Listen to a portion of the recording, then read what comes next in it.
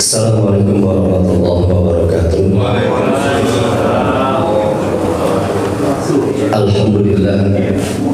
Alhamdulillah wassalatu wassalamu ala rasulillah wa ala alihi wa sahbihi wa mawalah. Asyhadu an la ilaha illallah wahdahu la syarika lahu wa asyhadu anna Muhammadan abduhu wa rasuluhu alladzi la nabiyya ba'dahu, amma ba'd.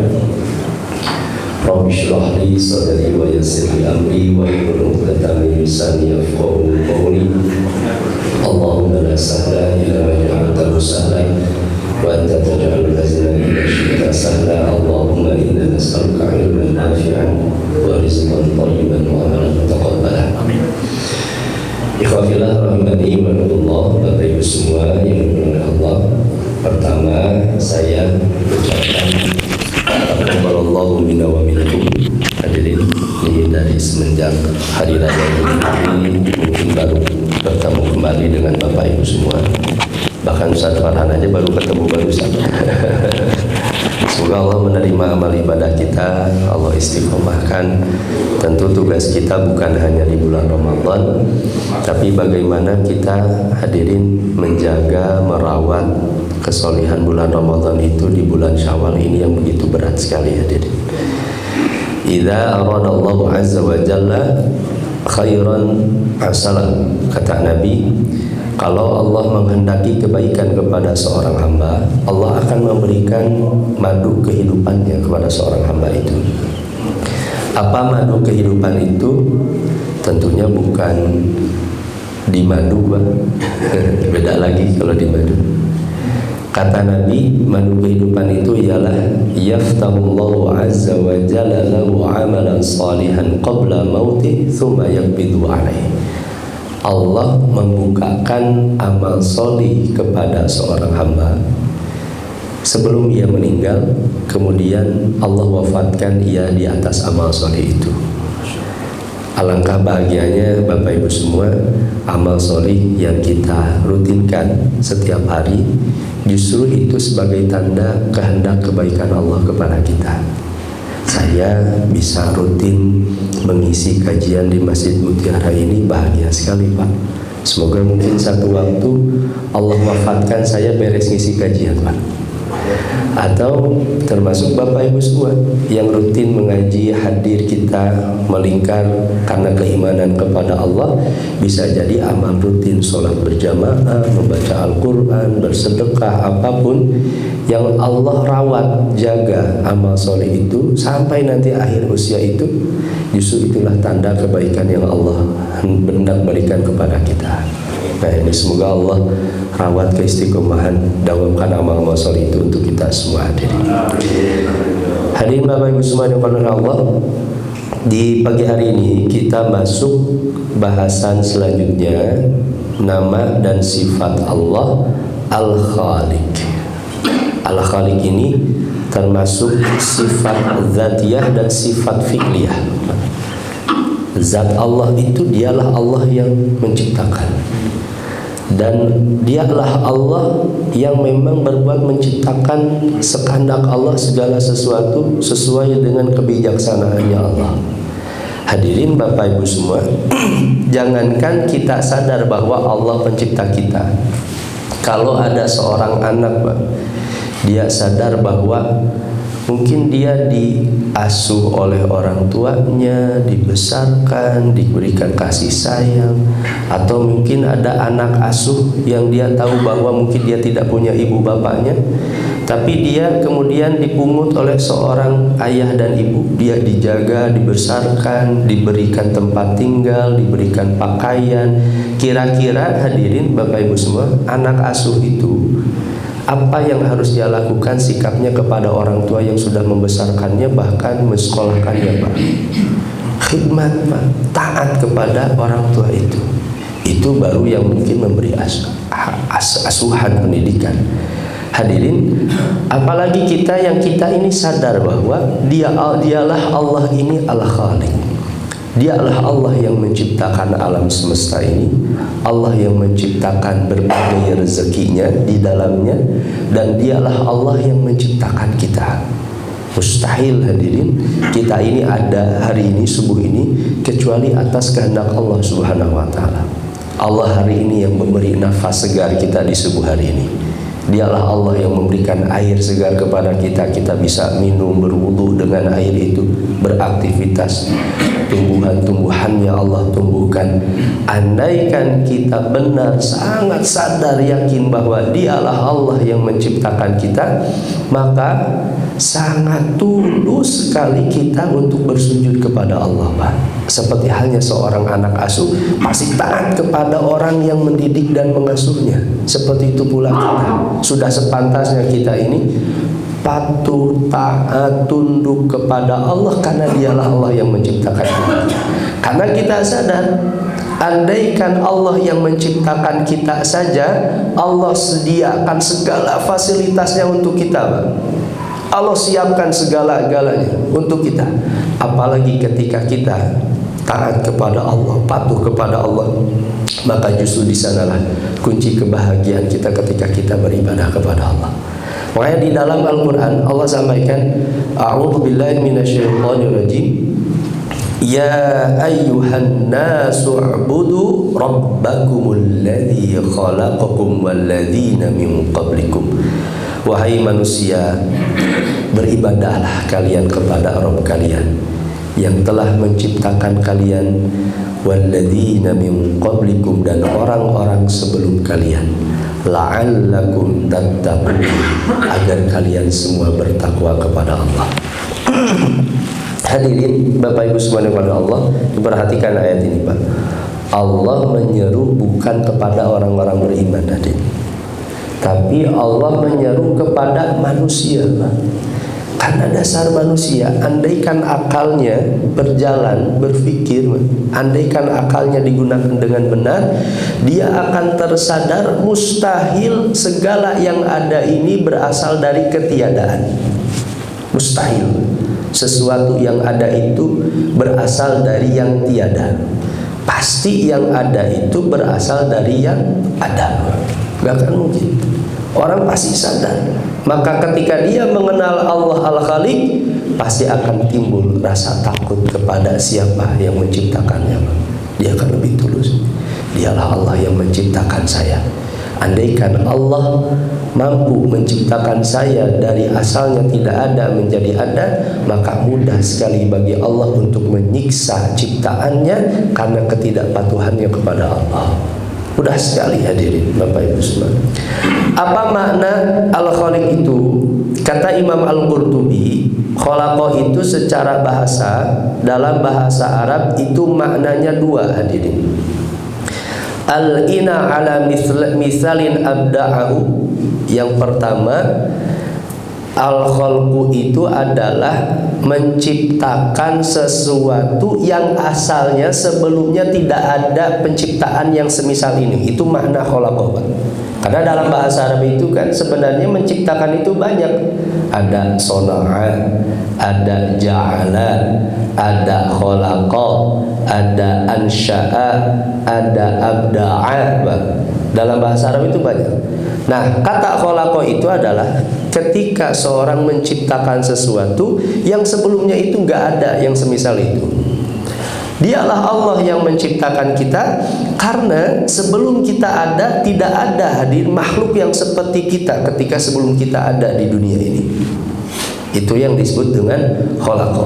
Dialah Allah yang menciptakan kita yang sebelumnya kita ini tiada. Makanya dalam Al-Quran kan Allah sadarkan kepada kita, halata 'alal insani hinum minad dahri lam yakun syai'an madhkura.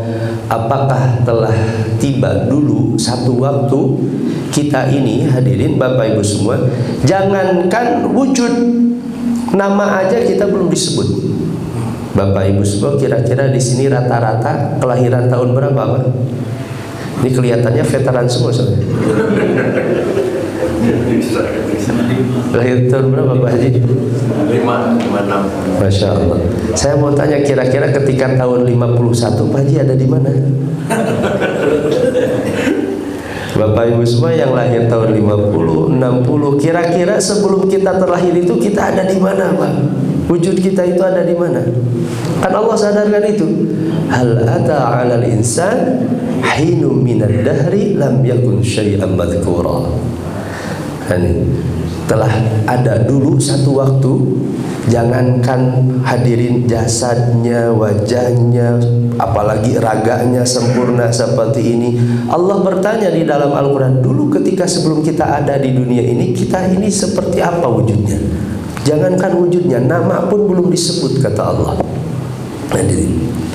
Nah, hadirin ikhwati iman, ini yang mana yang pertama? Itu khalaqa. Allah menciptakan sesuatu yang asalnya kita belum, tidak ada. Yang kedua, khalaqa itu maknanya adalah at-taqdir. Dialah Allah yang mengukur, menentukan ukurannya. Dialah Allah yang mendesainnya. Itu makna khalaqa. Makanya di dalam Al-Quran Allah sampaikan ini di surat Al-A'raf misalnya, la ilaha illallah ala lahul khalqu wal amr. Hanya milik Allah lah al-khalqu, penciptaan. Atau dalam ayat lain, fatabarakallahu ahsanul khaliqin. Maha besar Allah, ahsanul khaliqin. Dialah sebaik-baiknya yang menciptakan. Hadirin Bapak Ibu semua, manusia di dunia mungkin bisa menciptakan. Dia bisa menciptakan sesuatu yang asalnya tidak ada.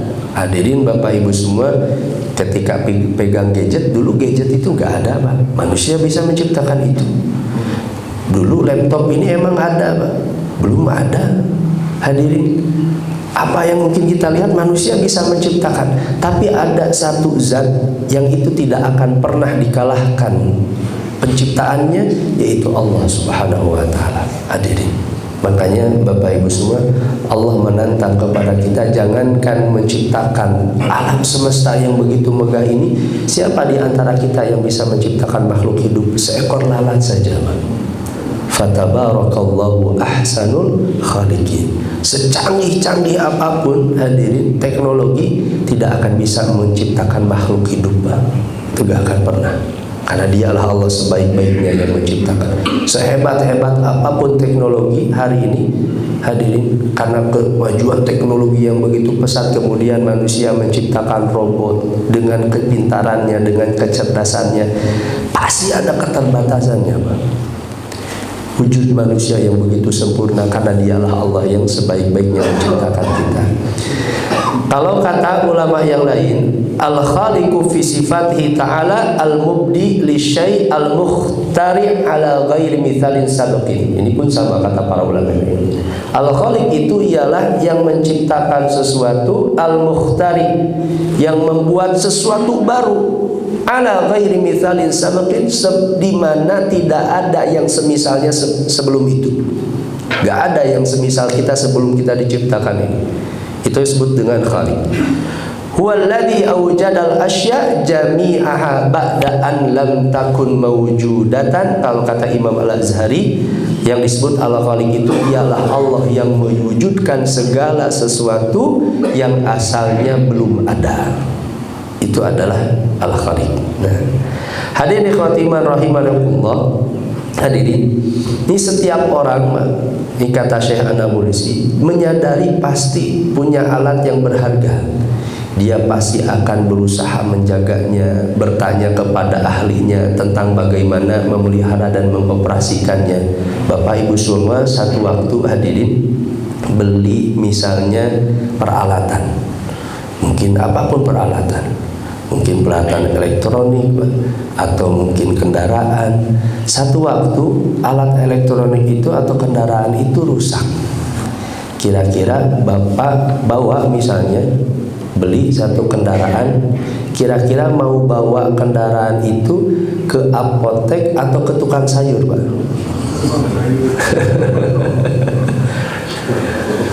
Kita akan sadar hadirin, kita akan kembalikan siapa yang menciptakan ini.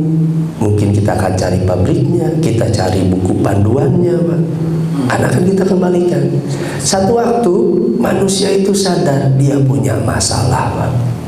Satu waktu dia sakit, satu waktu dia diuji. pasti orang yang berpikir sadar dia akan kembali kepada siapa yang menciptakan saya. Maka dia pasti yang paling faham tentang keadaan saya. Dialah pasti faham, pasti tahu untuk memecahkan masalah saya, itu dia yang menciptakan saya. Itulah Al-Khaliq. Orang yang sadar bahwa Allah yang menciptakannya, maka setiap masalahnya, satu waktu dia sakit, dia akan kembalikan kepada siapa yang menciptakan saya, Allah Subhanahu wa ta'ala. Hadirin ikhwati iman rahimakumullah, makanya Allah berfirman kepada orang-orang yang menyeru kepada selain Allah, in tad'uhum la yasma'u du'aakum. Jika kalian menyeru meminta kepada mereka, meminta kepada selain Allah, hadirin, kepada berhala, ya, kepada atau kepada Tuhan-Tuhan yang lain, la yasma'u du'aakum, mereka itu tidak mendengar permintaan doa-doa kalian. Walau sami'u mastajabu lakum, andaikan mereka mendengar pun mereka tidak bisa mengijabah, memperkenankan apa yang kalian minta, kata Allah. Wa yaumal qiyamati yakfuruna bisyirkikum wa la yunabbi'uka mithlu khabir. Dan nanti ketika di hari kiamat, kata Allah, mereka akan mengingkari kemusyrikan itu. Ketika di hari kiamat, ketika melihat Allah yang menciptakan langsung, secara langsung, barulah mereka akan tersadar, kenapa saya ini beribadah kepada Tuhan-Tuhan selain Allah. Baru mereka akan sadar bahwa hanyalah Allah yang pantas untuk diibadahi, dan hanyalah Allah yang pantas untuk kita minta setiap hari, hadirin. Karena dialah Allah Al-Khaliq yang menciptakan kita. Hadirin ikhwati iman, ini kalau kata ulama yang lain, yuqalu minhu khalaqa yakhluqu khalqan lil khaliqil haq id ikhtara'a wa awjada ma lam yakun mawjudan. Itu maknanya sama, kata para ulama. Khalaqa khalqan itu ialah menciptakan sesuatu yang asalnya belum ada. Seperti halnya di dalam Al-Quran, hadza khalqullah fa'aruni madza khalaqal ladzina min duni. Inilah ciptaan-ciptaan Allah, maka perlihatkanlah kepada diriku mana ciptaan-ciptaan yang diciptakan selain daripada Allah. Hadirin Bapak Ibu semua, kalau ada orang yang kemudian menentang tentang keberadaan, kewujudan Allah Subhanahu wa ta'ala, maka tanya, mana ciptaan yang lebih hebat dari ciptaan alam semesta ini yang diciptakan oleh Allah Subhanahu wa ta'ala? Atau dalam ayat lain, surat Luqman ayat 11, hal min khaliqin ghairullah, apakah ada pencipta yang lebih hebat daripada Allah Subhanahu wa ta'ala, kata Allah. Ini di dalam surat Fatir ayat ketiga, hadirin. Kalau dalam ayat lain, Allah itu, hadirin, bukan hanya khaliq tapi khallaq. Dalam bahasa Arab, hadirin Bapak Ibu semua, kalau ada kata yang dibentuk fa'al, itu dalam bahasa Arab maknanya mubalaghah, makna berlebih. Allah itu bukan hanya menciptakan, bahkan mampu, hadirin, kapanpun untuk menciptakan. Bahkan dialah Allah yang paling hebat menciptakan. Itulah yang disebut dengan khallaq. Allah yang maha mencipta, tapi dia pun al-khallaq, dialah yang paling hebat dalam mencipta. Itu maknanya. Itu kenapa dalam Al-Quran Allah sebutkan bukan hanya khaliq, tapi termasuk khallaq. Hadirin ikhwati iman rahimakumullah. Nah, oleh karena itu Bapak Ibu semua, ketika kita tersadar bahwa dialah Allah yang menciptakan kita, kemudian dialah Allah yang memberikan panduan kehidupan kita, hadirin, Al-Quran, maka kita akan sadar masalah apapun, mungkin kita punya masalah terhadap diri kita, kita tidak tenang, kita gelisah, kita mungkin punya masalah dengan keluarga kita, dengan tetangga, dengan pekerjaan kita, dengan konsep kehidupan ini, pasti kita akan kembali kepada buku panduan kita yang diciptakan oleh Allah, yaitu Al-Quran. Allah yang sudah menurunkan firman-Nya, yaitu Al-Quran, kepada kita. Maka orang yang tersadar, hadirin Bapak Ibu semua, Allah sebagai pencipta, dia akan senang untuk mencari kunci-kunci, hadirin, untuk solusi permasalahan kehidupannya. Itu adalah di dalam Al-Quran. Hadirin Bapak Ibu subhanahu Allah, Al-Quran itu jangankan untuk konsep kehidupan, hadirin, bahkan untuk kesehatan kita pun berpengaruhnya besar sekali. Ini kata Syekh Nabulsi, beliau pernah bercerita, satu ketika saya bertemu dengan seorang dokter spesialis saraf yang sedang mengobati pasien, kata beliau, karena menderita penyempitan pembuluh darah otak sampai gerakannya menjadi lamban. Nah, kemudian dia menjenguk dan dokter itu mengatakan, Anda harus berbicara kepadanya. Maksudnya ajak bicara, karena penyempitan pembuluh darah otak, kata dokter itu, ketika pasien itu diajak bicara, kan itu sama Syekh Nabulsi itu ditanya, kenapa saya harus ajak bicara pasien itu? Kata dokter itu, jika Anda mengajaknya berbicara, maka ia akan terpaksa harus menjawab. Saat hendak menjawab, maka sel-sel otaknya beraktivitas sehingga pembuluh darah dan otaknya akan melebar. Ini kata dokternya. Dengan aktivitas menjawab itu, justru itulah jadi hadirin peluang untuk kesembuhannya. Pembuluh darah dalam otaknya akan melebar. Beliau kata Syekh Nabulsi, subhanallah, andaikan terapi seperti itu membuat pembuluh darah seorang melebar, dia sehat, padahal di dalam Al-Quran, maka siapa saja yang menghafal Al-Quran, pasti Allah akan memberinya kenikmatan pada akal pikirannya hingga ia mati. Hadirin Bapak Ibu semua, ini bapak-bapak yang sudah usianya veteran, bisa jadi Allah sehatkan sampai hari ini karena aktivitasnya dengan Al-Quran. Karena Allah aktivitasnya, kita membaca, kita memahami, kita berpikir, kita menjawab segala persoalan hidup, pertanyaan hidup ini, kita mencari kebahagiaan itu melalui Al-Quran. Bisa jadi karena Al-Quran itu yang Allah berikan kepada kita. Makanya di dalam Al-Quran Allah sampaikan, inna hadzal Qur'an yahdi lillati hiya aqwam wa yubashshirul mu'minin alladzina ya'maluna shalihat anna lahum ajran kabira. Sungguh Al-Quran ini, kata Allah, memberi petunjuk kepada jalan yang paling lurus dan memberi kabar gembira kepada orang-orang yang beriman yang mengerjakan kebaikan, bahwa bagi mereka ada pahala yang sangat besar. Allah sampaikan Al-Quran ini yahdi lillati hiya aqwam, yaitu petunjuk yang paling lurus. Dikisahkan pula, hadirin Bapak Ibu semua, dulu ada seorang ulama di Damaskus. Dia sudah mengajari 3 generasi. Satu waktu dia bertemu dengan muridnya, Pak. Usianya sudah 98 tahun, tapi pikirannya masih aktif, Pak.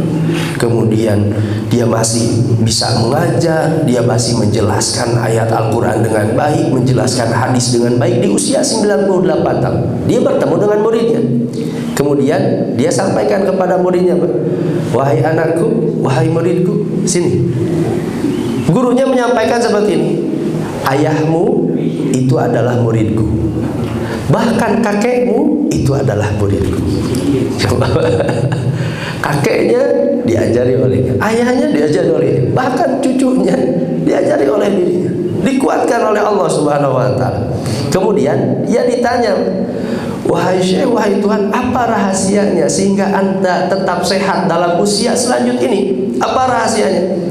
Maka ia menjawab, kami menjaga nyawa ketika di waktu kecil, kemudian Allah menjaga kami ketika kami sudah dewasa.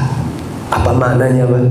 Bisa jadi karena kedekatan seorang hamba dengan Sang Penciptanya, Allah yang menciptakan, kemudian dekat dengan panduannya dari sejak kecil, dia jaga apa yang diturunkan oleh Allah dan dia mendekat kepada Allah, maka di usia dewasanya Allah jaga dia pikirannya, Pak. Meskipun secara fitrah tidak bisa menolak, Pak, satu waktu mungkin dia akan melemah, tapi dia minimal, Pak, hakikat manusia itu adalah di pikiran dan hatinya. Pikiran dan hatinya akan tetap hidup, hadirin dan sehat. Saya di Gontor, saya sangat salut sekali kepada pimpinan Gontor, Profesor Dr. Amal Fatullah Zarkashi. Usianya, Pak, mungkin sudah hari ini sudah kepala 8, Pak. Tapi beliau mengajar, hadirin, itu tentang pemikiran Islam kontemporer, Beliau mengajar ilmu kalam, di masa ulama. Kemudian termasuk ilmu kalam jadid hari ini yang baru. Beliau kalau sedang menjelaskan tentang teori-teori para ulama, nggak pakai kitab dan menjelaskan luar biasa. Pakai bahasa Arab dan bahasa Inggris. Saya salut luar biasa. Beliau begitu detail ketika menjelaskan misalnya kekeliruan ulama ini, apa kekeliruannya dalam bidang akidah, mana yang baik, diskusinya seperti apa. Itu luar biasa, di usia 80 tahun berdiskusi tentang masalah pemikiran Islam itu luar biasa. Saya punya teman, adik, bapak ibu semua, di Tasik, Pak. Kebetulan dulu bareng pesantren pernah belajar. Dia sekarang punya pesantren di Tasik, Pak, di daerah Benda. Dia punya pesantren kecil. Dia hafal Quran. Saya tanya, kamu hafal Quran dari siapa? Saya itu diajarkan oleh nenek saya.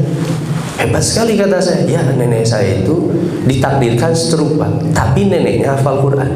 Kemudian dia sengaja senang mengajar cucunya. Jadi meskipun dia itu stroke di kamarnya, cucunya itu suka datang ke kamarnya belajar baca Al-Quran, Pak. Neneknya yang mengajarkan. Sampai di usia sebelum wafatnya, dulu kalau tidak salah saya usianya sampai 93 gitu, Pak. 94. Saya tanya, di usia 93 itu, nenek kamu masih, ya jangankan untuk hafalan Quran, masih ingat itu nama cucunya? Kata dia, jangankan cucunya, setiap hari kerjaannya cuma murojaah. Usia 90 tahun, Pak. Sehari-harinya cuma murojaah. Bahkan saya dikirimin videonya. Nih, kalau nggak percaya, katanya nenek saya setiap hari kerjaannya, Pak, tanpa mushaf Al-Quran, dia murojaah saja. Sampai meninggal dunianya dia ketika sedang murojaah Al-Quran.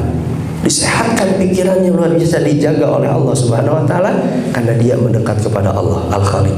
Siapa yang menciptakannya, mengaturnya? Bapak Ibu semuanya oleh Allah, maka siapa saja yang kita ingin dijaga oleh Allah, maka jaga Allah, jaga syariatnya, jaga tetap taat kepada Allah, jaga ibadahnya, jaga Al-Qurannya, maka Allah akan menjaga kita. Ini sebagaimana misalnya. Hadirin ikhwatiman rahimakumullah. Ini satu kisah dulu yang pernah saya sampaikan, hadirin Bapak Ibu semua.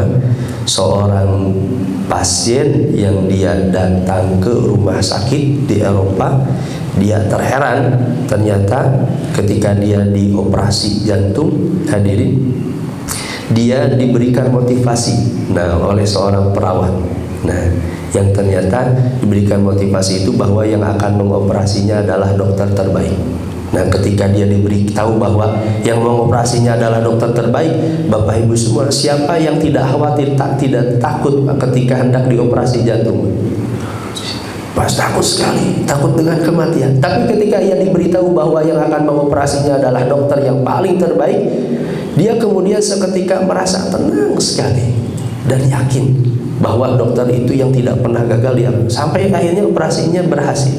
Kata Syekh Nabulsi, andaikan seorang pasien ketika diberitahu bahwa yang akan menindak operasinya adalah dokter yang terbaik yang tidak pernah gagal, kemudian dia merasa tenang, bahagia, dan dia merasa yakin dengan kesembuhan dirinya, apalagi kita, hadirin Bapak Ibu semua, sebagai orang yang beriman, kita yakin sekali bahwa ada Allah yang menjaga kita, menyembuhkan kita, memberi rezeki kepada kita. Seharusnya hidup kita lebih tenang daripada seorang pasien yang hendak ditindak operasi, Pak. Seharusnya kita harus lebih tenang karena dia Allah yang menciptakan kita, yang merawat kita, yang memberi rezeki kepada kita, yang memberi nafas kita hari ini. Seharusnya kita harus lebih tenang dan bahagia karena kita punya Allah yang menjaga kita. Hadirin ikhwati marhamatullah, makanya ini kata Nabi SAW, man kanatil akhiratu hammahu, siapa yang menjadikan akhiratnya sebagai tujuan, Allah sebagai tujuannya, hanya keridhaan Allah, surga Allah yang jadikan tujuannya, ja'alallahu ghinahu fi qalbi, Allah akan jadikan kekayaan di dalam hatinya. Wa jama'a lahu syamlah, Allah akan bereskan segala urusannya. Wa atathu dunya wa hiya raghimah, bahkan dunia itu datang, hadirin, dunia akan tunduk kepada dirinya. Siapa yang menjadikan Allah sebagai tujuan, Allah akan jadikan kekayaan dalam hatinya. Bahagia sekali, Pak, hatinya. Hadirin, urusannya dibereskan oleh Allah. Bahkan dunia pun tunduk kepada dia. Berapa orang Pak tidak peduli, hadirin, dengan siapapun, tapi dia lebih membela sholat berjamaah, bersujud kepada Allah, karena tahu kebahagiaannya itu adalah bersama Allah. Tapi sebaliknya kata Nabi, wa man kanatid dunya hammahu, siapa yang dunia jadi tujuannya, lupa kepada Allah Pak. Allah ditinggalkan, dia tidak mau beribadah kepada Allah. Ja'alallahu faqrahu baina ainai, Allah akan jadikan kefakiran di depan matanya. Kapanpun selalu merasa kurang, selalu merasa tidak cukup, selalu gelisah, selalu khawatir, selalu tidak puas, tidak akan pernah bahagia, karena tidak dijadikan Allah sebagai tujuannya. Wa farraqa alaihi syamlah, kata Nabi, Allah akan cerai beraikan segala urusannya, gak beres-beres masalahnya.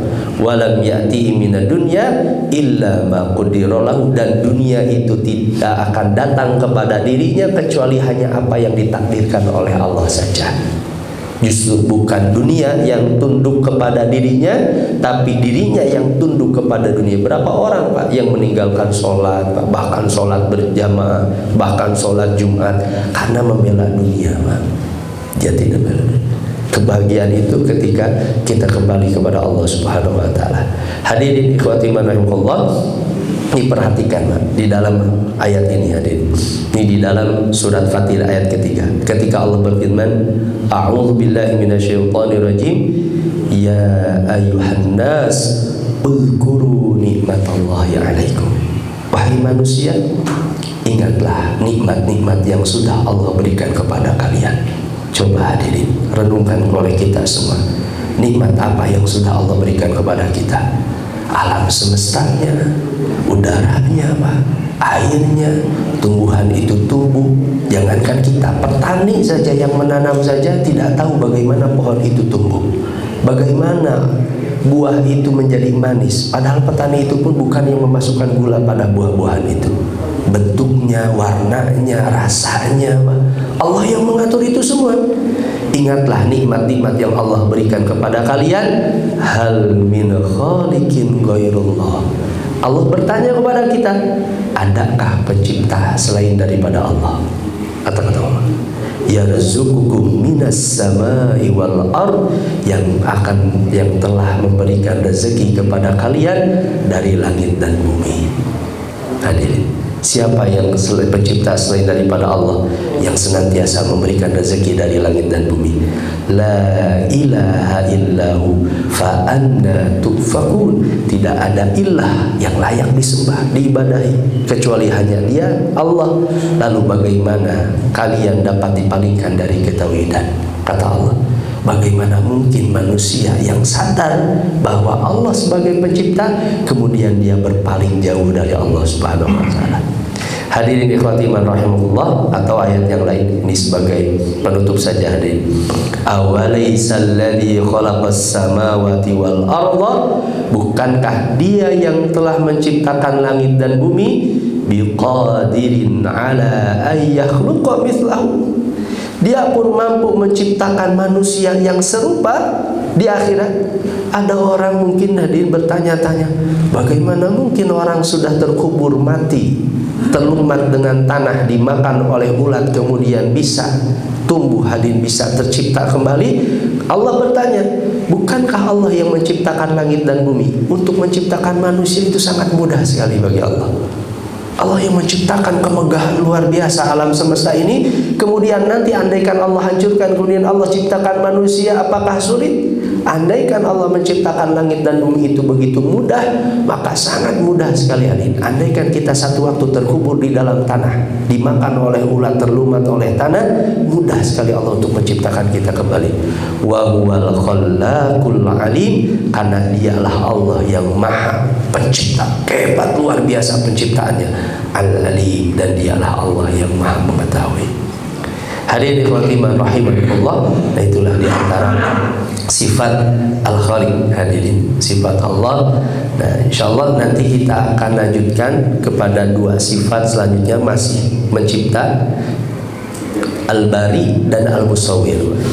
Al-Bari dan Al-Musawwir pun secara terjemah sebenarnya sama, menciptakan. Nah, tapi apa bedanya? Nah, insya Allah nanti kita akan bahas di pertemuan yang akan datang.